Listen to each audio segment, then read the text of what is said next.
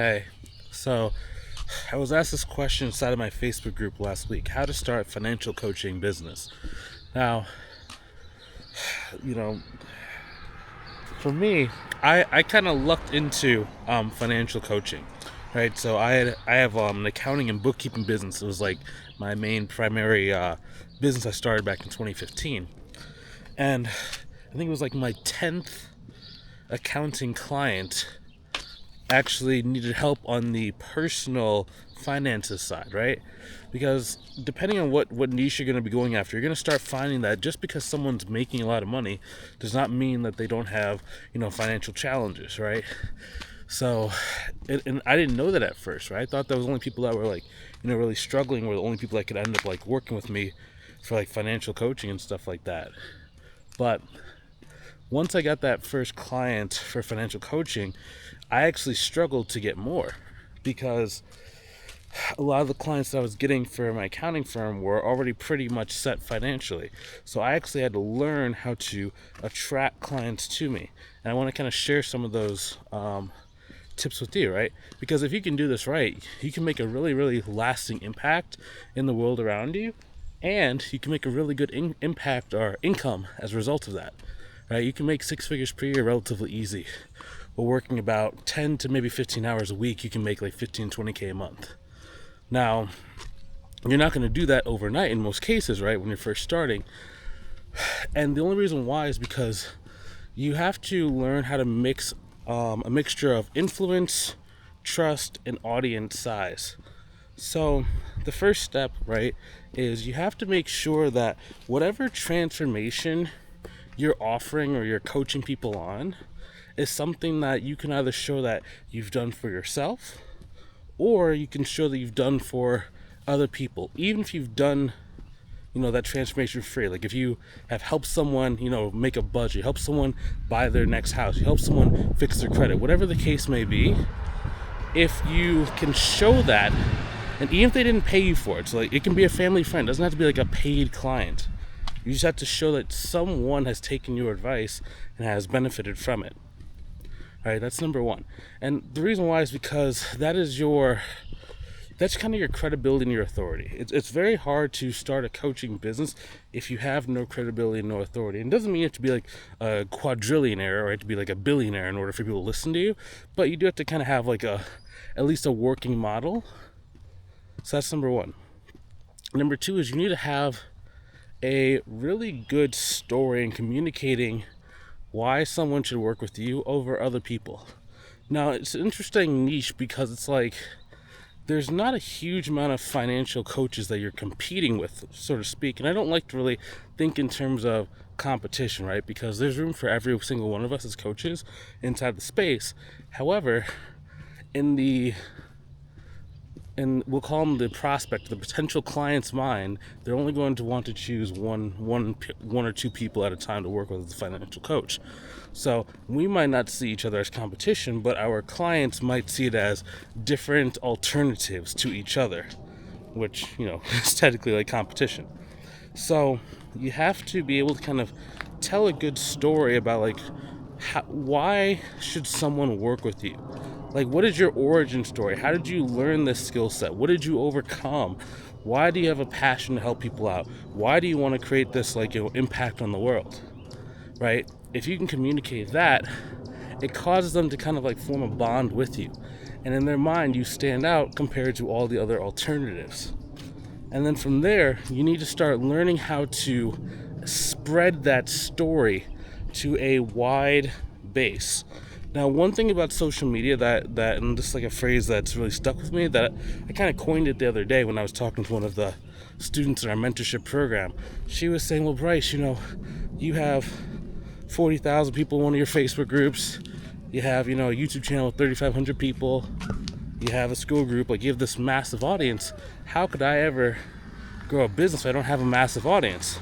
And the thing that I was telling her was, your goal on social media is not to be well known. Your goal is to be known well. You can make a significant impact and significant income with 500 potential clients that know you super well. They believe in what you do, they trust you, they've seen the results you've gotten for other people, and they really want to work with you, right? You can get, let's say out of 500 people, you can get anywhere between like 10 to 50 clients just from that small pool. Don't ask me how I know, right? But it's like, I think a lot of people kind of that was a mistake that I made in the beginning. So I had a Facebook group, right? And I still have the Facebook group, I just don't really use it because I have like different marketing channels now. But I had 43,000 people inside of it, and it was not bad, but it was just a lot of people that didn't really know that much about me, and they weren't really connected to me, right? So it looked on the outside like it was this magical thing. People were like, wow, 43,000 people, you're like famous. But in the grand scheme of things, I think that group only made me about like 500k, which some people say only 500k. Okay, cool, but from where we are now, 500k is not like, I'll put in perspective. I have a school group with 1,000 people that has given me about $100,000. So 1/40th the size for 1/4 the income. So what that goes to show is it's not just about having a large number. And if I could actually do it over again, I would go with the smaller group first, at least to start, because it's much more profitable to be at a smaller scale. You don't have to run quite as many ads, and it's just a way different experience. I'll just kind of say it like that. It's just a night and day experience. And inside of our different videos on this YouTube channel, we're going to be sharing more and more about like what are the different marketing strategies. But also, if you just want me to like look at your specific situation and say, hey, this is what I would do if I was you, so you can start making the impact and the income that you want, I would advise you go check out our mentorship program. Okay, inside the mentorship program, I literally every single day walk you step by step, hand in hand, to make sure you know exactly what you need to do in order to go and reach your goals. Wow, this person's kind of flying around this corner. Shoot, crazy. She's driving fast. Hopefully she's okay. Or hopefully everyone else around her is okay. It's 20 mile an hour in this neighborhood zone. She's in the middle of the road too. But inside the mentorship program, like, we teach you this stuff. Like, we teach you, if you want to use Facebook, for example, to get clients, I can show you how to do that. If you want to use Instagram to get clients, I can show you how to do that. I've used all the major platforms. The only one I haven't really done a lot on is Twitter. Twitter was a really challenging one for me to use across all my businesses. But lucky for you, you don't really need to use that. Like, if you're just starting out and like you're trying to hit like your first 6 figures in your business, like, Facebook alone can get you there. Yeah, Facebook alone will take you to 6 figures easy peasy.